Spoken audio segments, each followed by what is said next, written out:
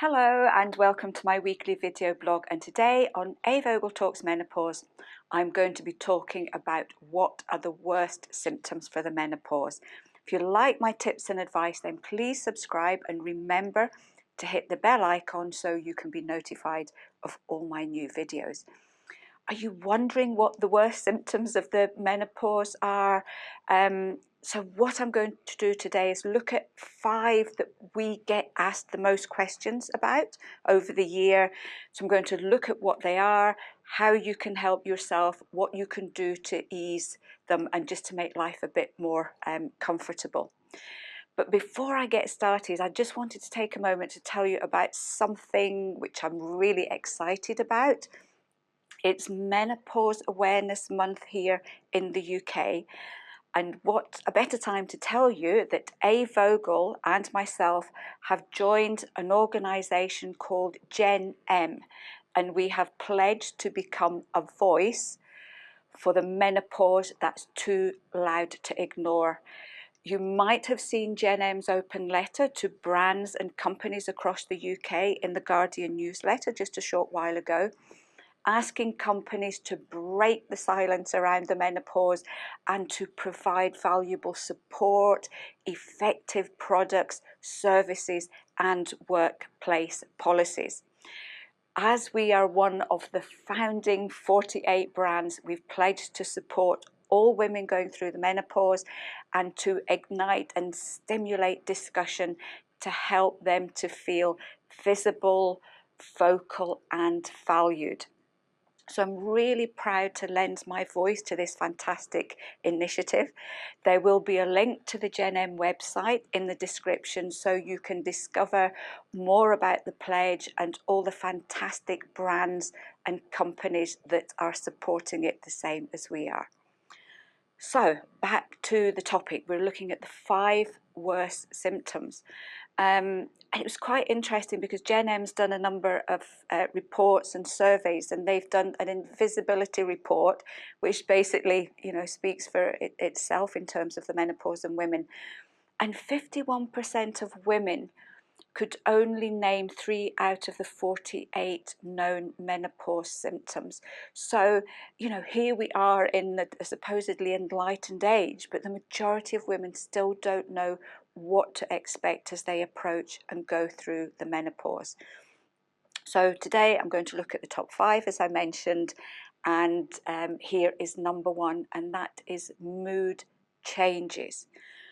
So according to the GenM report, less than 15% of women were aware that anxiety and mood changes were part of the menopause. So you can imagine how many women going through the menopause are finding emotional changes really hard to cope with, and they don't connect it to the menopause. And I get so many women coming to me, am I going mad? What's going wrong? I just don't understand.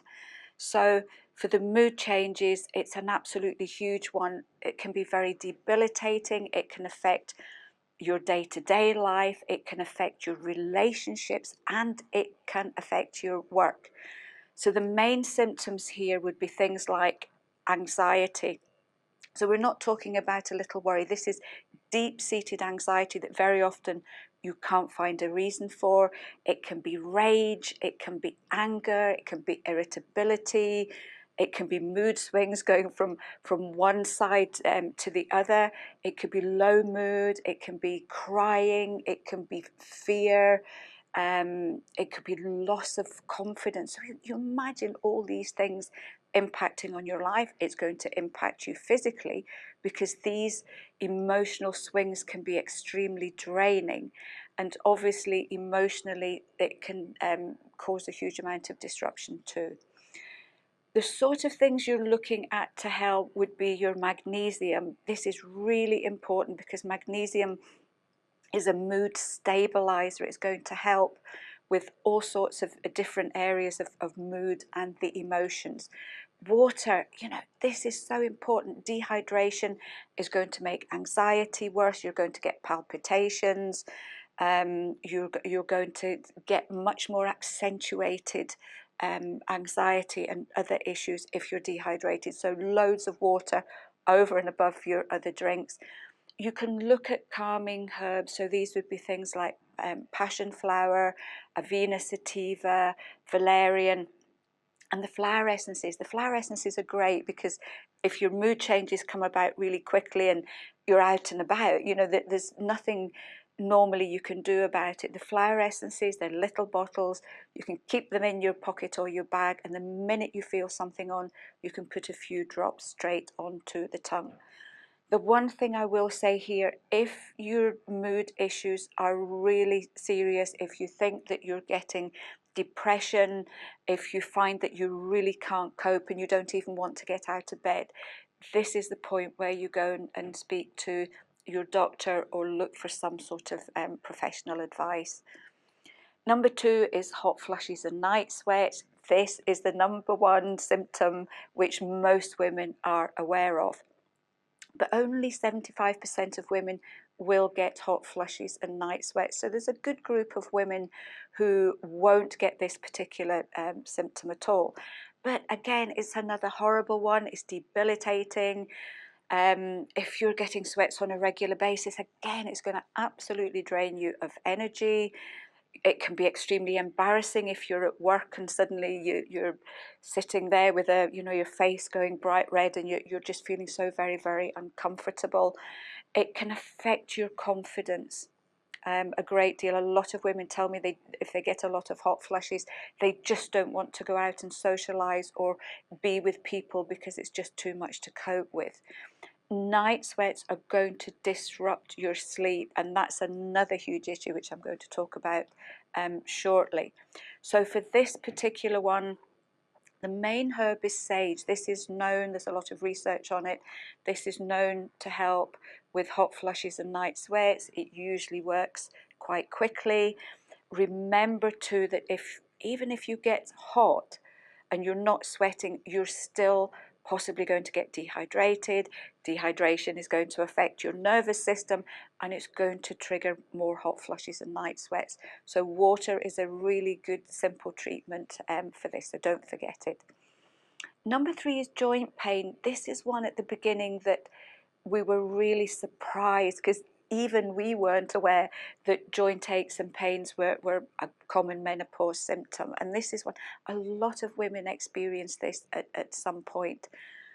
It can affect your mobility. You know, if you're used to being active and suddenly you're ending up with a lot of joint pain, it's going to affect your free time. It's going to affect all the maybe hobbies you do. It's going to affect your exercise. You can't exercise if you're in joint pain. If you can't exercise, that's possibly going to affect your weight. So there's the whole raft of other health issues that can appear if you have got joint aches and pains. Even things like sleeping. If you're in pain, you can't sleep, and that's going to affect you the next day as well.